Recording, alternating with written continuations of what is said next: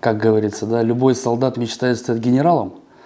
Я действительно получал такое приглашение от рядов председателей, членов профсоюза, организаций, которые мне предлагали свою кандидатуру выдвинуть. Я считаю, что пока время для того, чтобы я стал председателем, еще не пришло.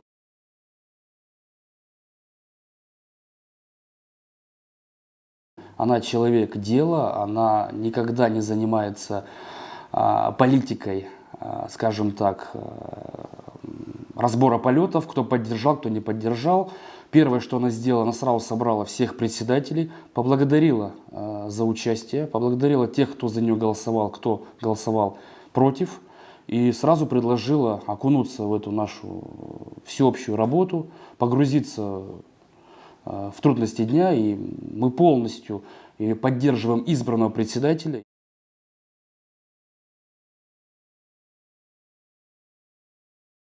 Есть решение съезда о прекращении отношений с ООО «Гостиница Пелось». Это связано с тем, что у аппарата Федерации, у финансовой комиссии Федерации профсоюзов давно возникают вопросы по использованию данного гостиничного комплекса.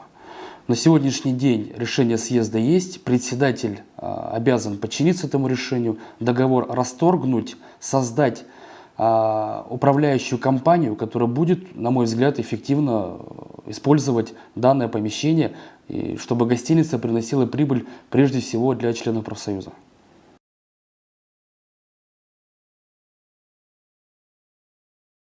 Необходимо признать, что на сегодняшний день на 100% диалога с властью нет.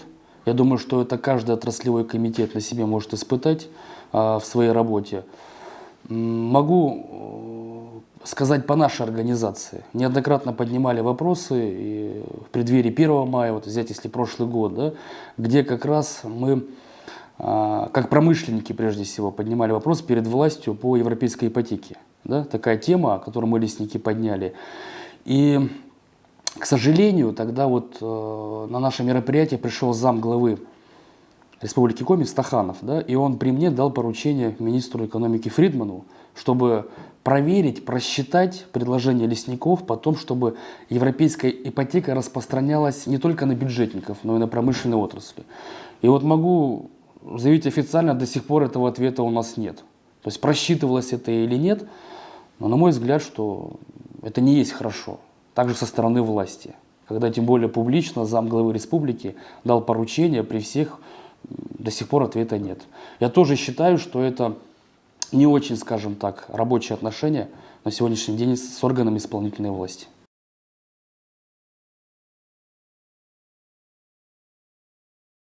Ну, согласно устава Федерации профсоюзов, да, и согласно федерального закона о профсоюзах, профсоюзное объединение вне политики. И если профсоюз будет в политике, это будет мешать, прежде всего, членам профсоюза. Потому что основная задача профсоюза – это защита социально-трудовых экономических прав работников, членов профсоюза. То есть это узкая специализация, ни в коей мере не связана с политикой. Вот. Так что мы вне политики.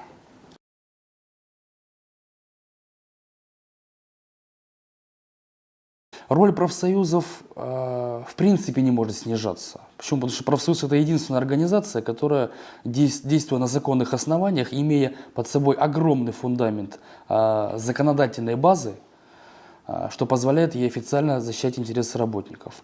В противовес профсоюзу создают различные профессиональные советы. Да? Мы их у себя в профсоюзе называем органы самодеятельности. То есть единственный, скажем так, метод заманивания в эти органы, там не надо платить членские профсоюзные взносы. Но, к сожалению, надо сказать, что российский народ иногда преобладает менталитет, вот я там сэкономлю деньги, лучше пойду в этом совете постою, но налицо это абсолютно номинальный орган, ничего под собой не имеет, он просто может подписать коллективный договор с работодателем, а контроля за исполнением у данного органа самодеятельности нет. Почему? Потому что весь контроль только у профсоюзной стороны. Это закон.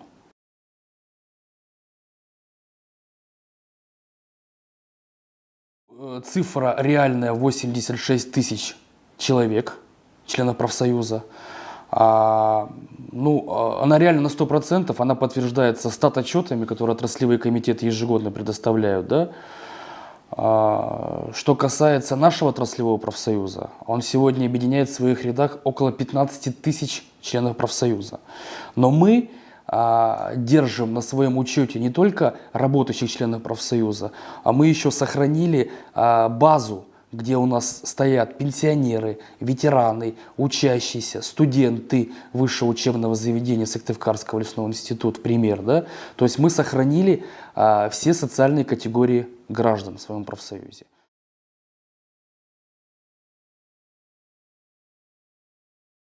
Реформа данная продолжается уже давно.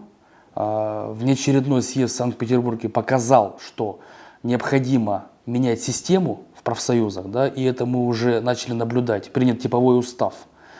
Сама идея ФНПР заключается в том, чтобы усиление профсоюзов в регионах.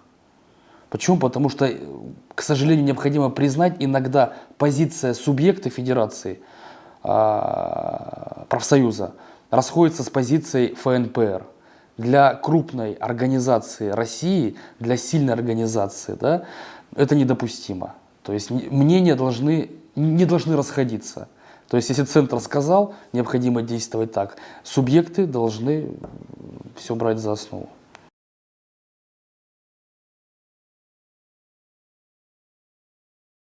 Я могу сказать, что на съезде никакого раскола не произошло. Просто средства массовой информации восприняли это всерьез, голосование, да, посчитали по отраслевым комитетам и выдали как за раскол. Раскола нет и быть его не может, потому что принципы федерации – это объединение всех отраслевых комитетов. И если мы берем наш устав, документы, когда федерация создавалась, каждый отраслевой комитет – это непосредственно членская организация ФПРК, а раскола среди федерации в этой ситуации быть не может.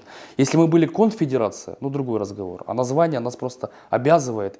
И название, и дух, скажем так, объединения. И некоторые отрасли, они так тесно пересекаются между собой, да, что в принципе раскола быть не может. Всего нет. И наш отраслевой комитет, мы это тоже у себя обсуждали, что в случае, если такая тенденция будет муссироваться, ряд, скажем, провокациями, да, в СМИ или где, наш отраслевой комитет один из первых будет доказывать, да, и показывать, что никакого раскола ФПРК нет и не будет.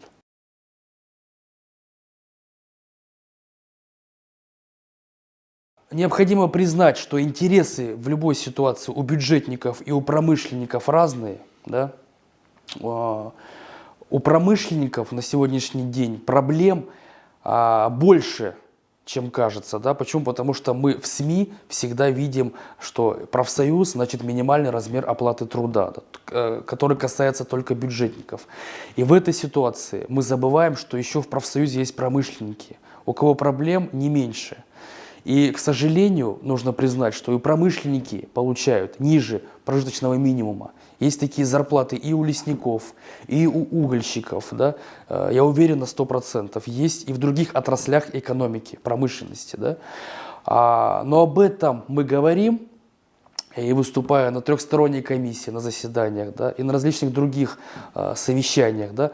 Но, к сожалению, эти проблемы как-то вот куда-то исчезают, озвучки нет, да, и у всех жителей Республики Коми складывается стереотип, что проблемы только у бюджетников. В других субъектах федерации и на уровне России промышленники создают ассоциации базовых отраслей с целью не выхода из федерации или ФНПР, а с целью, чтобы наоборот укрепить позицию федерации, чтобы внутри федерации создать еще один орган, пусть это будет ассоциация промышленников базовых отраслей, да, куда входят все промышленники данной территории.